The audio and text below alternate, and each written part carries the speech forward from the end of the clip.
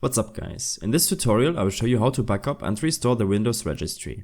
This can be very useful if you make changes to the files. An error could accidentally screw up your registry and by extension your PC.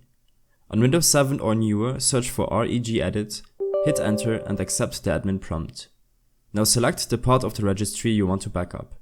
If you have not much experience with changes in a registry and you are about to make changes to it, then you need to backup the whole thing.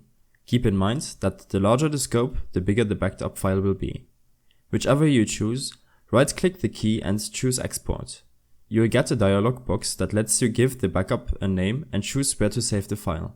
Click Save and you will have backed up the registry. To restore your backup, open the registry editor again. This time go to File, Import, where you'll see a prompt to find the backup from before. Select it and choose Open to restore that registry element to how it was earlier.